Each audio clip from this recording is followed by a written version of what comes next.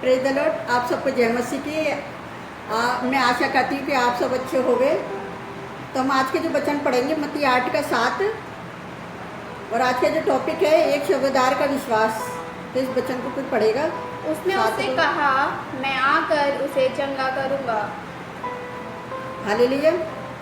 हम 6 में देखेंगे कि ये अमीर व्यक्ति के बारे में लिख रही है कि एक अमीर व्यक्ति का किस तरह से विश्वास था। हे प्रभु, मेरा सेवक घर में लकवे के रोगी से बहुत ही दुखी पड़ा है। अभी हमने साथ में पढ़ा, उसने उससे कहा, मैं आकर उसे चंगा करूँगा। सूबेदार ने उत्तर दिया, हे प्रभु, मैं इस योग्य नहीं कि तू मेरी छत के तले आए, परंतु केवल मुख से कह दे तो मेरा सेवक चंगा हो जाएगा, क्योंकि मैं भी एक परिधानी मनुष्य हूँ और सिपाही मेरे अधीन हैं। जब मैं एक से कहता हूँ जा तो वह जाता है, और दूसरे से कहता हूँ आ तो वह आता है। अपने दासों से कहता हूँ कि ये कर तो वह करता है। हालेलुया। तो जिस तरह से यीशु मसीह का जो वचन हमने पढ़ा कि किस तरह से शबोदार ने एक अमीर व्यक्ति और किस तरह से इसका विश्वास था अपने बारे में यीशु मसीह को बता दिया, और इसका विश्वास था। अगर हम 13 में पढ़ेंगे तो उसमें लिखा है, तभी यीशु ने शबोदार से कहा, जा, जैसा तेरा विश्वास है वैसा ही तेरे लिए हो, और उसका सेवक उसी घड़ी चंगा हो गया। हालेलुया। तो हम कुछ उदाहरण में देखेंगे कि किस तरह से परमेश्वर के वचन में लिखा हुआ है। 7 और 9 में देखेंगे।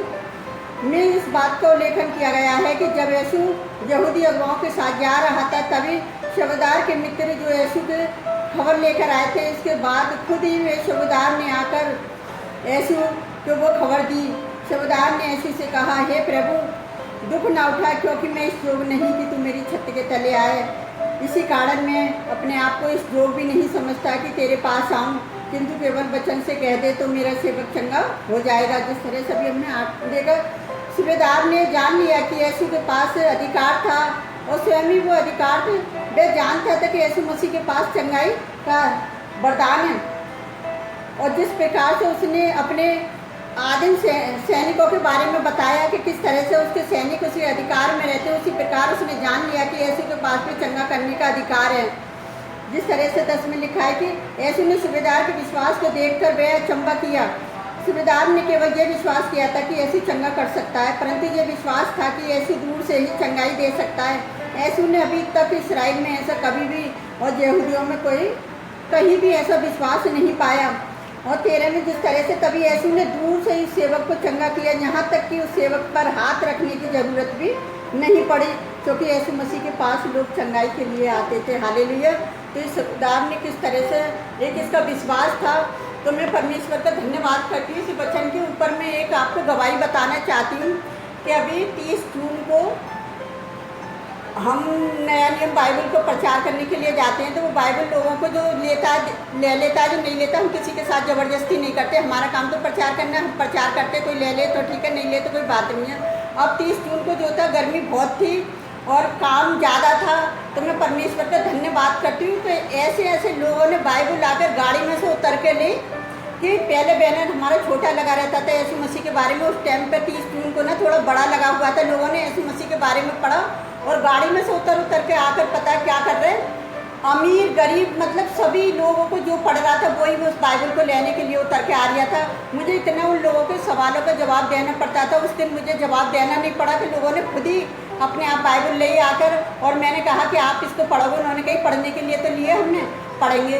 तो ऐसा विश्वास होना चाहिए कि परमेश्वर के जब लोग विश्वास करते हैं तो परमेश्वर उनके जीवन में खुद न खुद ऐसा काम करता है कि हमें उनसे कहने की कोई ज़रूरत नहीं पड़ेगी कि तुम अपना धर्म बदलो या तुम हमारे धर्म में आ जाओ। ऐसी कोई बात नहीं। जिससे परमेश्वर चाहेगा नहीं, वो वचन अपने आप लेगा, वचन को अपने आप ग्रहण करेगा, और वो क्या करेगा, वचन पर खुद चलेगा, और उसे क्या करना क्या नहीं करना परमेश्वर उसे खुद करवाएगा। तो मैं एक और ऐसी छोटी सी गवाही बताना चाहती हूँ कि ऐसे ही इसने कही थी कि दूर से ही तू कह दे यीशु मसीह कि मेरा सेवक चंगा हो जाएगा, मैं इस योग्य नहीं कि मैं तेरी छत के तू मेरी छत के तले आया। उसने यीशु मसीह से जो बात कही, यीशु मसीह एकदम अचंभा हो गया। उसने अपने सैनिकों के बारे में भी बताया। तो ऐसे में अभी एक लेडीज़ की गवाही आपको बताना चाहती हूँ कि एक लेडीज़ ने मुझसे बहुत दूर से कहा कि तुम मेरे लिए प्रार्थना करो, और मैंने शायद ये गवाही आपको पहले बता रखी है। तो उसने मुझसे कही कि मेरे काफ़ी टाइम से बच्चे नहीं होते, और मैंने सुना है कि आप प्रार्थना करते हो तो ऐसा हो जाता है। तो मैंने कि जो विश्वास करता है उसके लिए हो जाता है, जो विश्वास नहीं करता उसके लिए नहीं होता। तो कहती है अच्छा मैं दूर से ही विश्वास कर रही हूँ कि तुम्हारी प्रार्थना पे मेरे लिए हो जाएगा। तो कह रही मेरे लिए परमेश्वर से एक प्रार्थना करना कि प्रभु जी मेरे सालों से बच्चा नहीं, मुझे एक बेटी दे दी। तो मैं अपने परमेश्वर जोबा का धन्यवाद करती हूँ। उस औरत का इतनी दूर से मैंने प्रार्थना करी और इतनी दूर से ही परमेश्वर ने उसे ऐसी आशीष दी कि उसे बेटी के साथ एक बेटा दिया। वो दिया कि जैसा उसका विश्वास था। आप देख रहे हो कि सास को तो सिर्फ बेटा चाहिए था, लेकिन उसको तो बेटी चाहिए थी। और ये क्या हुआ, थोड़े दिन की मैं उसकी बात बताती हूँ कि थोड़े दिन के बाद क्या हुआ, बच्चों से माँ को अलग कर दिया गया। और मेरी आत्मा ऐसी है कि मैं बच्चों का दुख देख नहीं सकती। और जब मेरे को एक दिन पता चली, मैं सबसे पड़ोस में पूछ रही हूँ बहू कहाँ से, जो बच्चे अकेले हैं, जिसकी सास लड़के तो घुमाती रहती है और इसको बेटी कहाँ है इसकी, लोग कहते हैं कि एक बेटी भी हुई है इसके। तो फिर मैंने क्या करा कि मैंने एक दिन प्रार्थना करी कि प्रभु परमेश्वर पिता के जो बच्चे तो आपके दिए हुए हैं, क्योंकि वचन में लिखा है गर्भ का फल यहोवा की ओर से है। और उस औरत का विश्वास था कि मुझे बेटी दे दे, तूने बेटा दिया। अब वो औरत कहाँ चली गई मुझे नहीं पता कि उसके पति ने क्या करा था, उसे मार के निकाल दिया था। और मैं परमेश्वर का धन्यवाद करती जब मैंने उसके बच्चों पर तरस खाया और मैंने उसके बच्चों के लिए प्रार्थना करी। प्रभु जी कितने 6-6 महीने के बच्चे हैं, ये छोटे छोटे बच्चे हैं नन्हे से, और परमेश्वर पिताजी माँ के बिना कैसे रह रहे होंगे। और मैं परमेश्वर जोबा कंपनी का धन्यवाद करती हूँ जब मैंने प्रार्थना करी परमेश्वर से कि प्रभु तो इनकी माँ को इनसे मिला दे। और मैं परमेश्वर का धन्यवाद करती हूँ कि मुझे 2-4 दिन भी नहीं हुए प्रार्थना करे और परमेश्वर ने क्या करा, उनकी माँ को उनसे मिला दिया। और जब मैंने देखा और उसके पति से पूछा कि बच्चों की मम्मी आ गई, तो कहता वो गई कहाँ थी, क्योंकि लोग झूठ बोलते हैं और काफ़ी टाइम से वो नहीं थी। और लेकिन लोग झूठ बोले, लेकिन जो हम सच्चे मन से प्रार्थना करते परमेश्वर हमारी प्रार्थनाओं को जवाब देता है। जिस तरह से एक शबोदार का विश्वास था, उसी तरह से उस लेडीज़ का विश्वास था। और जिनको हमने बाइबल बांटी नया नियम, उन लोगों का विश्वास था। उन लोगों ने सड़क पर खड़े खड़े बाइबल को पढ़ना शुरू करा। तो ऐसे ही मैं ऐसे भी परमेश्वर ऐसे लोगों को ही चाहता है। वो नहीं चाहता कि उसके विरोध में हों और कोई प्रचार करे तो वो अपने विरोधियों को भी मने, अपने लोगों को मना करता है कि ऐसे लोगों को रोको मत, जो कर रहा है उसे करने दो, हो सकता है वो आगे बढ़ जाए, परमेश्वर उसके जीवन में काम कर जाए। तो मैं अपने परमेश्वर का धन्यवाद करती हूँ कि मुझे जब मैंने ये इस वचन को पढ़ा कि किस तरह से ये एक अमीर आदमी है, जो अमीर व्यक्ति है, और जो किस तरह से यीशु मसीह से कह रहा है मैं इस जोग नहीं कि तू मेरी छत के तले आए, तू दूर से ही कह दे बस अपने वचन से मेरा सेवक चंगा हो जाए, तो मेरा सेवक चंगा हो जाएगा। और जब उसके मित्रों ने जाके देखा तो वाकई उसका सेवक चंगा हो गया, क्योंकि उसका विश्वास बड़ा था। परमेश्वर क्रिश्चियनों के लिए नहीं आया था कि वो ईसाई लोग ही प्रार्थना करें, क्योंकि यीशु मसीह ने तो अपने आप को सारी मानव जाति के लिए बलिदान करा। वो हर एक जाति के लोगों के लिए जो प्रार्थना करेगा विश्वास के साथ, उसके लिए जो पहले तो सामने वाले का विश्वास और फिर प्रार्थना करने वाले का विश्वास, जब दोनों के विश्वास को देखता है तो परमेश्वर क्या करता है, चमत्कार करता है। इसीलिए उसके सूबेदार के विश्वास को देखा यीशु मसीह ने कि देखा किस तरह से कह रहा है कि तू दूर से कह दे तो मेरा सेवक चंगा हो जाएगा। यीशु मसीह को उसके ऊपर हाथ रखने की ज़रूरत नहीं पड़ी। और ऐसे ही मेरा हिसाब है, मैं भी दूर से ही प्रार्थना करती हूँ। मेरा परमेश्वर प्रार्थना को उत्तर देने वाला परमेश्वर है।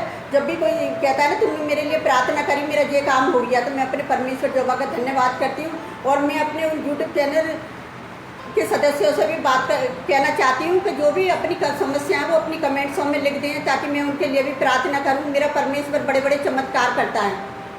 आप बस विश्वास करो, प्रार्थना करना हमारा काम है और विश्वास तुम्हारा। अगर तुम्हारा विश्वास सच्चा है तो परमेश्वर तुम्हें 100% देगा। तो चलो आइए हम आप सबके लिए प्रार्थना करके तुम्हें हमारे साथ प्रार्थना करें। हालेलुया।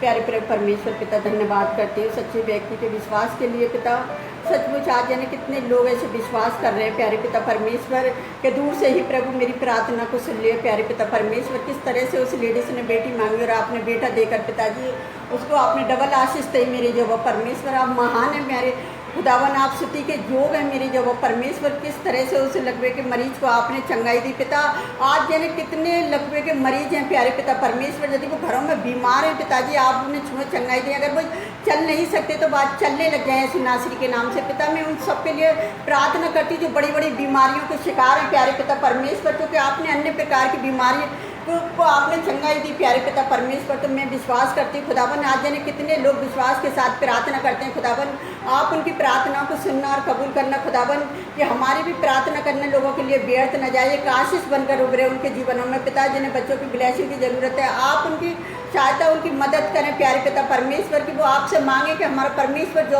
हमारे रचने वाला परमेश्वर है, वो हमारे लिए सब कुछ कर सकता है। उसने यीशु मसीह को हमारे लिए भेजा, उसके कोड़े खाने से हम चंगे हो जाएं, उसके लहू के द्वारा हमें शिफा मिले, उसकी सूली की मौत के द्वारा हमें शिफा मिले। तो प्यारे पिता परमेश्वर, मैं उन विरोधियों के लिए भी प्रार्थना करती प्यारे पिता परमेश्वर, जो तेरे काम को रोकना चाहते हैं पिता, तेरे लोगों को आगे बढ़ने नहीं दे रहे, जो एक दूसरे का खून खराबा कर रहे हैं प्यारे पिता परमेश्वर। मैं उन पास्टर जी और उनकी वाइफ के लिए भी प्रार्थना करती प्यारे पिता परमेश्वर का, उनका बेटा इकलौता दुनिया में नहीं रहा खुदावन, आप उन जो कि आपके दासों की मृत्यु आपके वचन में प्यारे पिता अनमोल है मेरे जो परमेश्वर, आपकी दृष्टि में अनमोल है मेरे जो परमेश्वर। आप उन परिवारों को शांति देना प्यारे पिता परमेश्वर, जो बिहार में जो कांड हुआ है प्यारे पिता परमेश्वर। मैं आपसे विनती करती हूँ, जितने लोग प्रार्थना कर रहे हैं उस परिवार के लिए, आप उनकी प्रार्थनाओं को सुनना, और उन विरोधियों ने जो गलत किया है प्यारे पिता परमेश्वर, आप उन्हें भी बुद्धि देना प्यारे पिता परमेश्वर, क्योंकि वो आपके भयंकर हाथों में पड़ चुके हैं मेरे जो परमेश्वर। जितने लोग आपके वचन का विरोध कर रहे हैं प्यारे पिता परमेश्वर, हर एक जन के लिए यही प्रार्थना कर रहे हैं पिता,